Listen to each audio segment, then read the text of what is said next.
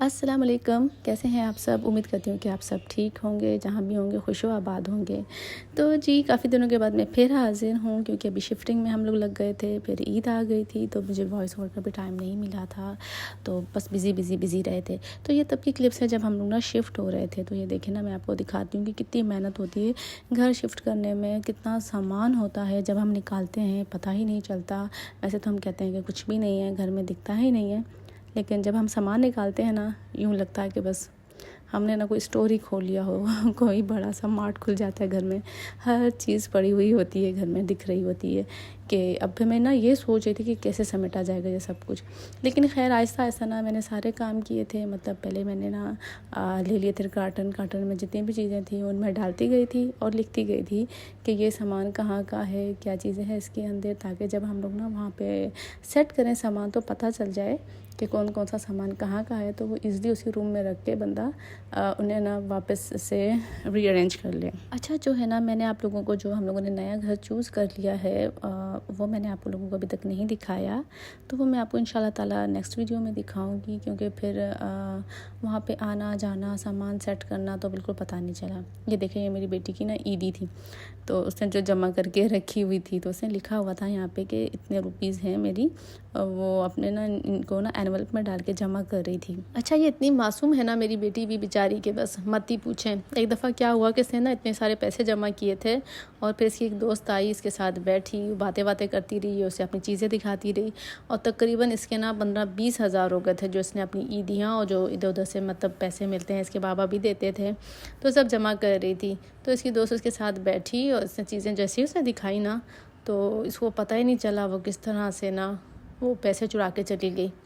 जब ये फिर बाद में इसने जब देखा तो बाबा ये बेचारी तो रोई कि हाँ मेरे पैसे कहाँ चले गए। तो फिर उसके बाद ना ये अब ऐसे ही करती है कि जो भी इसके पैसे होते हैं ना ये मुझे दे देती कि मम्मा आप संभालें, मुझसे नहीं संभलते। तो फिर ये अभी ना इसने अपने इसके ऊपर ना लिखा हुआ था 5000 समथिंग शायद इसके कुछ हुए थे, तो इसे मुझे दिए हुए थे। ये देखें जी, ये ना पूरी वो खुल गई है, दुकान खुल गई है।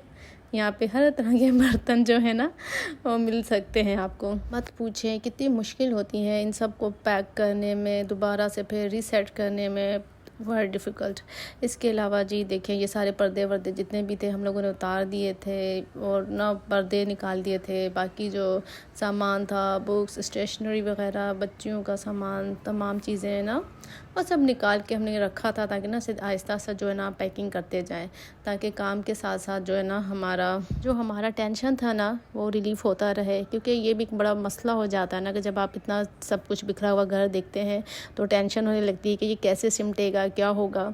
तो बस आहिस्ता आहिस्ता करते रहे, मैं करती रही थोड़े थोड़े काम। भाभी भी आ गई थी, उनकी हेल्प भी रही माशाल्लाह से। तो फिर पता ही नहीं चला, लेकिन पता तो चला, ठीक ठाक पता चला, लेकिन अब वक्त गुजर गया तो अब यूँ लगता है कि जैसे कुछ भी नहीं किया था। इन दिनों जो थी ना गर्मी भी बहुत ज़्यादा थी, और गर्मी में काम करना तो मत पूछें, पता नहीं क्या हो गया इस दफ़ा। तो कराची पे ना कुछ ज़्यादा गर्मी पड़ गई थी। वैसे तो इतनी गर्मी पड़ती नहीं है, लेकिन इस दफ़ा जो गर्मी पड़ी है तो ठीक ठाक पड़ी है।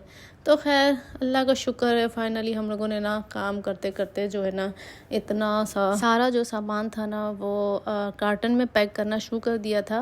कार्टन में किस तरह से, जिस तरह से ये नाजुक बर्तन थे ना, इनके लिए क्या किया था ख़ास के इसमें हम लोगों ने पेपर जो है ना, मतलब बुक्स थी, जो एक्स्ट्रा बिल वगैरह थे, पुराने बिल हो चुके थे, उनको मतलब हम लोगों ने फाड़ के उसके अंदर सॉफ्ट सा मतलब ना उसके लिए जगह बना दी थी कि ताकि ये बर्तन अगर लगते भी हैं, गिरते भी हैं तो सेफ़ रहें, या उठाने में भी जो है ना मज़दूर फेंक के उठाते हैं, तो उसकी वजह से भी ना सेफ्टी ज़रूरी होती है।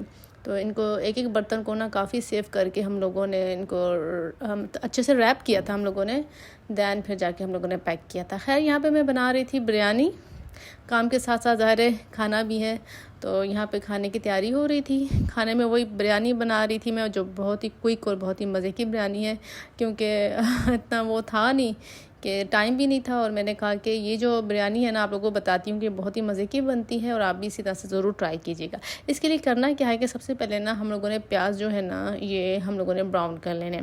प्याज मैं ना 1 किलो के हिसाब से बना रही थी, तकरीबन मेरे पास ना प्याज भी 1 किलो ही थे। मैंने 1 किलो प्याज डाल के उसे डार्क ब्राउन कर लिया। अब इसको जब डार्क ब्राउन हो जाएगा तो इसमें से हमने क्या करना है कि हाफ़ प्याज जो है ना वो हमने निकाल लेनी है, और बाकी की जो हाफ़ प्याज है ना वो इसमें रहने देनी है। अच्छा, इतनी ना गर्मी ज़्यादा हो रही है तो मुझे बहुत गर्मी लग रही थी, तो मैंने ना वो जो होता है ना वाटरमेलन, तरबूजा कहते हैं शायद उसको उर्दू में, तो वो जो है ना वो मैंने खाया ठंडा ठंडा। उसको खाने के बाद ना अभी मैं वॉइस ओवर कर रही थी तो जैसे ना अभी सांस चढ़ गई, तो मैंने ब्रेक लिया। मैंने कहा कि रुकती हूँ, फिर से दोबारा से वॉइस ओवर करती हूँ कि वो फिर ना ठंडा ठंडा खाने से ना बंदे का सिस्टम भी ख़राब हो जाता है। खैर, गर्मियों की वजह से इंसान को थोड़ी सी घबराहट होती है। और दूसरी बात ये कि मैं ना फ़ैन ऑफ़ करके बैठती हूँ ताकि जो है ना आवाज़ ना आए, शोर ना आए। खैर, चले आते हैं वापस रेसिपी की तरफ। यहाँ पे हाफ़ ऑफ़ कर लिया था हम लोगों ने। जो मैंने प्याज दिए थे हाफ़ जो है मैंने निकाल दिए थे, हाफ़ में जो है अदरक लहसुन कुटी हुई मैंने इसमें ऐड कर दी थी। इसको उस अदरक लहसुन के साथ ही ना अब हम इसमें ऐड कर देंगे चिकन भी मैंने 1 किलो तक तकरीबन लिया था। और फिर इसके साथ ही जो है ना हुई हरी मिर्चें तकरीबन 2 चम्मच मैंने ले ली थी। मतलब मेरे पास तो मैंने पीस के रखी हुई थी, मेरे पास फ्रीज़ की हुई थी, मैं वही ऐड कर रही हूँ यहाँ पर, क्योंकि मेरे जितना भी सामान था ना वो मैंने तकरीबन सब अंदर वो पैक हो चुका था।